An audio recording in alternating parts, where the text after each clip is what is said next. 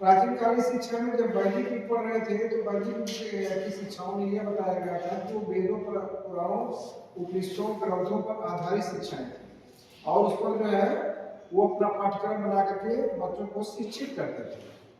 उसी प्रकार से जब बौद्ध काल की शिक्षा आ रही है तो बौद्ध काल में भी वही सिस्टम है, लेकिन उसमें शिक्षा का जो संपादन होता था वो प्राय जो है आपको आश्रमों में और चरणों में, घटनाओं में, कभी कभी मंदिरों में भी होता था।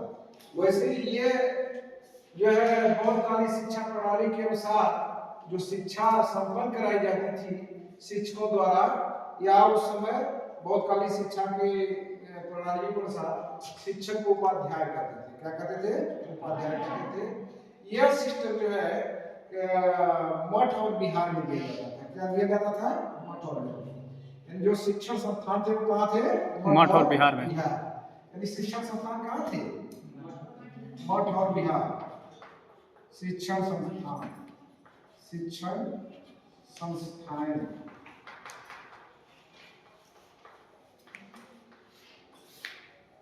इस प्रकार से प्राथमिक शिक्षा और उच्च शिक्षा दोनों जो है मठ और बिहार में दी जाती थी।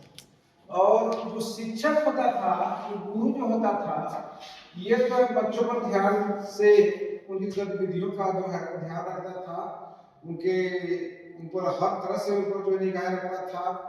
वो पठन पाठन अध्ययन अध्यापन के अलावा बच्चे के स्वास्थ्य संबंधी और बच्चे के खान पान संबंधी और बच्चे के निवास संबंधी, इस प्रकार जो है गुरु जो है अपने गुरु आश्रम में होता था, गुरु निवास होता था। और वैसे ही जो छात्रों का छात्रावास होता था। क्या होता था? छात्रावास। जैसे इसमें हॉस्टल की व्यवस्था होती है, इस प्रकार शिष्य जो है छात्रावास में होते थे। और जो है इनके शारीरिक, मानसिक, सामाजिक सुख सुविधाओं का ध्यान, उनसे बीमारी से संबंधित, दवा से संबंधित सब कुछ की व्यवस्था पर नजर गुरु जी रखते थे। और इस प्रकार से उनका जो संबंध था बहुत ही मधुर संबंध था। शिक्षक जो है, जैसे आपको वैदिक कालीन में शिक्षक और शिक्षार्थी का संबंध जो बताया गया कि शिक्षक जो है पिता तुल्य होता है। कैसा होता है? पिता तुल्य होता है। उसी तरह से आपका ये इस युग में भी, यानी वैदिक कालीन शिक्षा प्रणाली में भी शिक्षक जो है पिता तुल्य होता था। अर्थात वह जो है और शिष्य भी जो है, शिष्य और शिष्याएं जो है उनके सामने पुत्रवत और पुत्रिया समान होती थी। समझ रहे हैं? पुत्र और पुत्रिया समान होती थी। इस प्रकार शिक्षक जो है यानी उपाध्याय जो है वो जितनी मठ से संबंध, मठ और आपकी बिहार में प्राय धार्मिक शिक्षा दी जाती थी। कैसी दी जाती थी? धार्मिक शिक्षा। धार्मिक। तो धार्मिक शिक्षा के बाद में उसमें प्राथमिक और उच्चतर शिक्षाओं का जो है निर्माण किया जाता था। लेकिन समय समय पर जो है उसमें जीवन काल को चलाने के लिए आपको जैसे मैंने बताया कि कृषि शिक्षा, पशुपालन शिक्षा, समझ रहे हैं, और ये शिक्षा, ये शिक्षाओं का जो है उत्पाद होता है। इसके बाद ये जो भी शिक्षाओं का संपादन या अच्छा करके संप्रेषण करता था, वह उन विषयों को जो है बहुत उनका विशेष तौर से उस विषय में माहिर होते थे और उसमें उनकी विशेष दक्षता होती थी। और छात्र जो है उस समय गुरु से प्रश्न कर सकते थे, यानी उपाध्याय से प्रश्न कर सकते थे और ये प्रश्नों का उत्तर देते थे। इस प्रकार प्रश्नों के उत्तर प्रश्नोत्तर विधि का प्रयोग किया जाता था। कैसी थी? ओरल। कैसी शिक्षा थी? ओरल। ओरल से मौखिक। शिक्षा कैसी थी? मौखिक थी। वैदिक काल में भी जो है शिक्षा कैसी थी? मौखिक थी। और इस काल में भी शिक्षा मौखिक थी। इस प्रकार जो है जो प्रश्न पूछना, प्रश्नों का बच्चे उत्तर देना, ये प्रश्नोत्तर विधि का प्रयोग किया जाता था। तो इस प्रकार से शिक्षक जो है उनको जीवन चलाने से संबंधित और जो है कृषि से संबंधित, पशुपालन, कृषि करना, वाणिज्य व्यापार करना, ये सब शिक्षाओं को भी जीवन चलाने के लिए दिया जाता था। विशेष रूप जो है इसमें धार्मिक शिक्षाएं ज्यादा दी जाती थी, जो बहुत से संबंधित, जो बहुत शिक्षाओं से संबंधित, उसमें आचरण व्यवहार और जो है चरित्र पर विशेष ध्यान दिया जाता था। इस प्रकार शिक्षक जो है अपने इस विषय का अच्छा ज्ञाता होता है, जिसको आप बहुत सारे शिक्षक को उपाध्याय कहते हैं। क्या कहते हैं?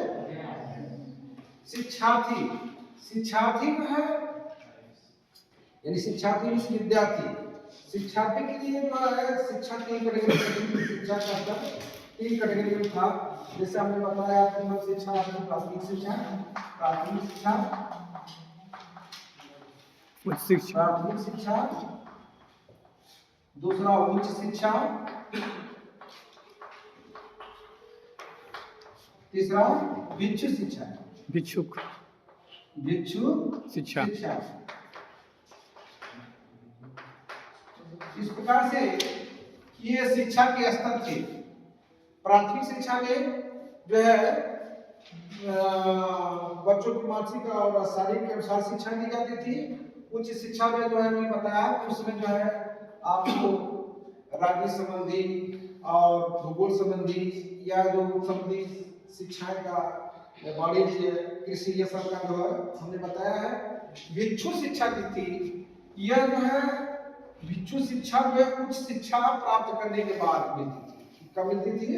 उच्च शिक्षा प्राप्त करने के बाद मिलती थी। और इसकी वो यह 8 वर्ष चलती है। कितनी चलती थी? 8 वर्ष। इसका जो है यह प्राथमिक शिक्षा 6 वर्ष से शुरू होती थी। कितने से? 6 वर्ष से। और जो उच्च शिक्षा आपका जो है 20-25 वर्ष तक चलती थी। 12 से स्टार्ट होती थी, कितने परसेंट होती थी? 20 और 25 वर्ष। कितनी चलती थी? 20 और 25 वर्ष तक। और जो है फिर उसके बाद भिक्षु शिक्षा जो का जो अवधि होती थी वो 8 वर्ष होती थी। कितना होती थी? इस प्रकार जो है शिक्षार्थी जो है गुरु अथवा उपाध्याय के सानिध्य में रहकर के शिक्षा का जो है ग्रहण करता है। शिक्षार्थी के लिए जो है सादा जीवन उच्च विचार पर प्रभाव डाला जाता था तथा शिक्षार्थी जो है बौद्ध प्रणालियों के अनुसार यह जो है जब वो अपना वस्त्र धारण करके गुरु के पास जाता था तो शिक्षा ग्रहण करता था, वो सादगी की जिंदगी में जाता था। उसमें तमाम प्रकार के कुछ ऐसे नियम बनाए गए थे, उनका पालन करना, जैसे झूठ न बोलना, चोरी न करना, हिंसा न करना और जो है सौंदर्य विलासता में लिप्त न होना, समझ रहे हैं? और जैसे सुबह सैया को त्याग देना, नित्य उठना मुहूर्त में, बहुत सारे ऐसे नियम बनाए गए थे जो है शिक्षार्थी यानी सामने उनको सुबह शिक्षार्थी की जो प्रणाली को सामने रखते थे। क्या कहते थे? सामने रखते थे। ये जो है उनके सामने जो शर्तें बैठती थी, इसका वो जीवन में अनुपालन या अनुशासित ढंग से रहने के लिए इसका निर्भर करते थे। इस प्रकार ये शिक्षार्थी के अंदर भी जो है सीखने के लिए कुछ शर्तें थी, यानी शिक्षार्थी जो है उदम और चंचल चपल न हो। शिक्षार्थी के लिए विद्या जैसे विद्यादाता विनय कि विद्या को प्राप्त करके आदमी कैसा बन जाता है? विनय बनता है। उसके अंदर विनयता यानी उसको शालीनता या सौम्य के पात्रता आ जाती है। उसी प्रकार जो है शिक्षार्थी भी गुरु के सामने जो है सौम्य विचार जैसा रहता था। इस प्रकार शिक्षक और शिक्षार्थी संबंध, what is the relation between teacher and student, teacher और स्टूडेंट के बीच कैसा रिलेशनशिप थी, इस बात को बताना पड़ेगा। इसलिए जो शिक्षक था, शिक्षक और शिक्षार्थी ये दोनों जो है एक दूसरे का जो ध्यान रखते थे। शिक्षक और शिक्षार्थी एक दूसरे का ध्यान रखते थे, एक दूसरे को जो है नजर रखते थे कि कहीं शिक्षक यह ध्यान रखता था कि शिक्षार्थी कहीं जो है किसी अवांछनीय कार्य तो नहीं कर रहा है, या जो मठ विहार के नियमों का पालन कर रहा है अथवा नहीं कर रहा है, शिक्षाओं का सही ढंग से ग्रहण कर रहा है या नहीं कर रहा है, या कोई प्रकार की निंदाएं तो नहीं कर रहा है, या कोई गलत कार्य तो नहीं कर रहा है, या इसमें यह शर्त है कि शिक्षार्थी आजीवन विवाह मतलब वो विवाह नहीं कर सकता है, वो जो है सौंदर्यताओं से या जो है इससे बचता था। ये चीजें पर क्या मुंह बात तो ठीक था, यानी जो अश्लीलताओं और सुंदरताओं से इसका बचा हुआ करता था। इस प्रकार से इन सारी बातों को जो है शिक्षक शिक्षार्थी पर ध्यान देता था, और यानी उपाध्याय सामने पर ध्यान देते थे। उपाध्याय इसलिए कहना पड़ेगा कि बहुत शिक्षा प्रणाली की जो शिक्षक का जो नाम था उपाध्याय, और जैसे छात्र है उस तरह से बहुत शिक्षा प्रणाली में छात्रों को शामिल करते थे। क्या करते थे? शामिल करते थे। इस प्रकार से जो शिक्षक और शिक्षार्थी का जो संबंध होता है उसको उस समय प्रणाली में कहते थे ये उपाध्याय और शामिल का संबंध। इस प्रकार शिक्षक जो है उनके हर बातों को जो है उनके शंकाओं का समाधान कर सकता था, उसके अंदर इतना क्षमता आती थी, उनके प्रश्नों को उत्तर दे सकता था, उनके समस्याओं कोई समस्या जो होती है उसको अगर पढ़ती है या संघ से संबंधित या शिक्षा संबंधित तो या धर्म से संबंधित कोई भी समस्याएं जो है छात्रों में या सामने में उठती थी वो जो है यानी उपाध्याय या गुरु से पूछ सकते थे। और गुरु का कर्तव्य बनता था कि जो है सामने या छात्रों की जो शिक्षा का उनकी समस्या आई है या धर्म से संबंधित समस्या है या किसी प्रकार की समस्या आई हो उस समस्याओं का वो समाधान करते थे, उनके शंकाओं को दूर करते थे। समझ रहे हैं? जिस प्रकार से शिक्षक और शिक्षार्थी में कहने का अर्थ यह है कि शिक्षार्थी की कोई भी समस्या, चाहे मठ संबंधी समस्या हो, चाहे धर्म संबंधी समस्या हो, चाहे उनके जीवन की कोई भी समस्या हो, उस समस्याओं का समाधान करने के लिए कटिबद्ध होते थे ये उपाध्याय जी या गुरु जी, और उनके शंकाओं का समाधान कर सकते थे और स्वतंत्र रूप जो है शिष्य यानी शामिल उनसे अपने प्रश्न रख सकता था, बात पूछ सकता था या कोई समस्या डाल सकता था, उसको स्वतंत्र विचार से स्वच्छंद से बताने का जो है ये कार्य करते थे। इस प्रकार शिक्षक और शिक्षार्थी में कुछ शर्तें हुआ करती थी, यानी शिक्षक जो है जिस प्रकार शिक्षक वो अपने सामने शिष्यों पर नजर रखता था, उनका ध्यान रखता था, उसी तरह से शिक्षार्थी भी जो है शिक्षक पर ध्यान रखते थे। क्या करते थे? ध्यान।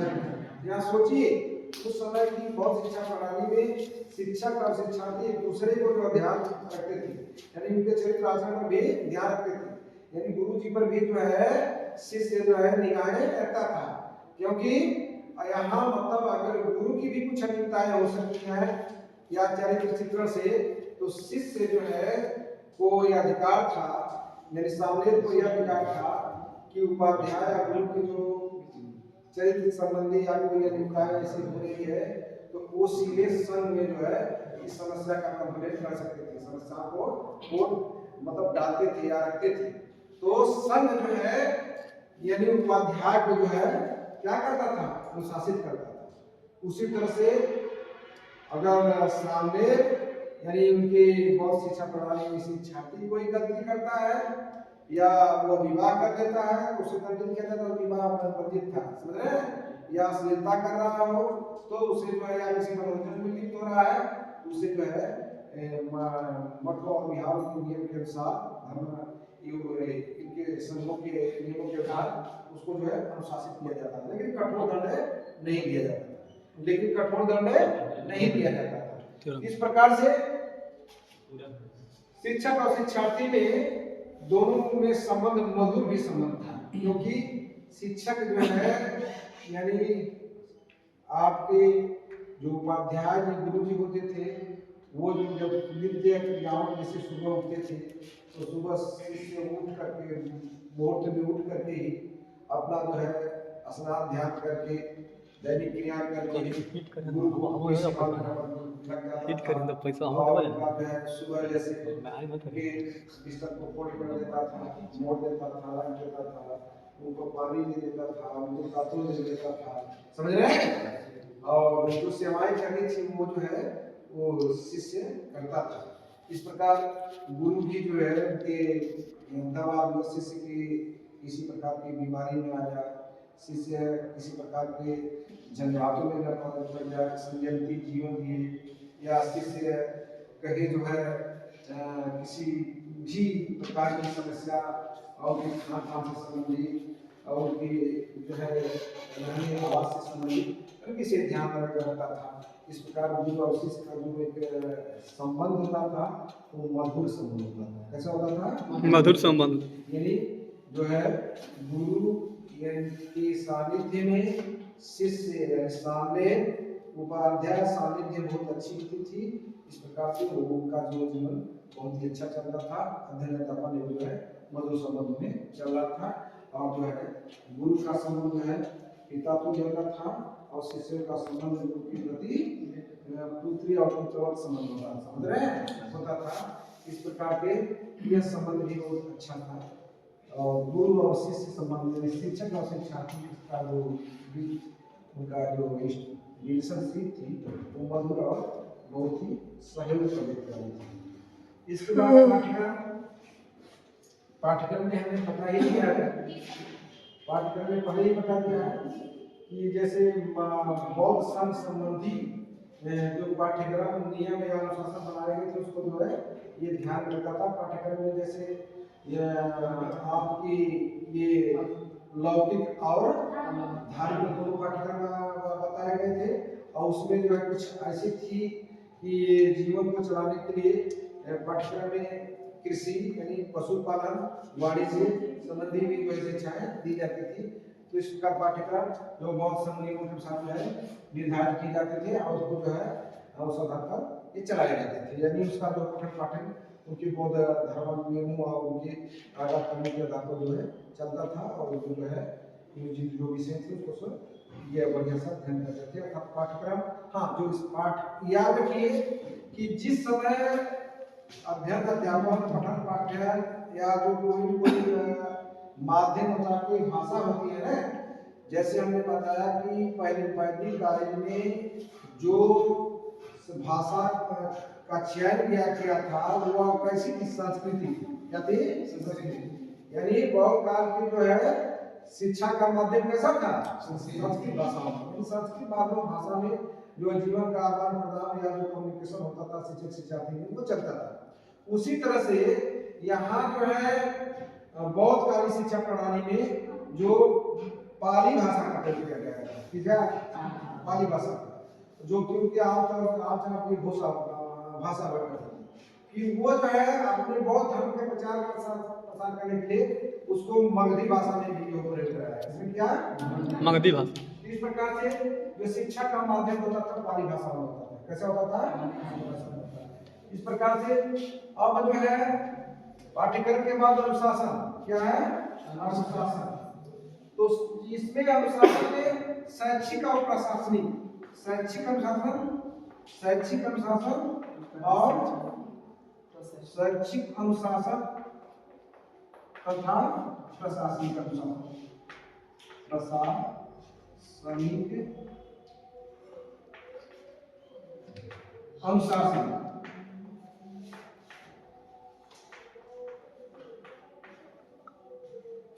शैक्षिक अनुशासन का मतलब ये है कि जो भी शिक्षा से संबंधित होता था, पठन पाठन पाठ्यक्रम, शिक्षण विधिया, अध्ययन अध्यापन से संबंधित ये जो विषय से संबंधित इस शिक्षा में आता था, शैक्षिक अनुशासन में आता था। इसका अंतर्गत आता है शैक्षिक अनुशासन।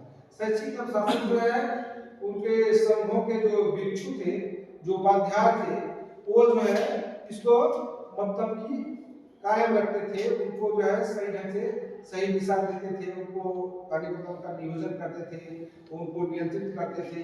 फिर उनको जो है नियोजित करना, उसको संगठन करना, समझ रहे हैं, फिर उसको क्रियान्वयन करना, फिर उसका समन्वयकरण करना, ये सब सारी बातें जो है शैक्षिक अनुशासन के अंतर्गत थी।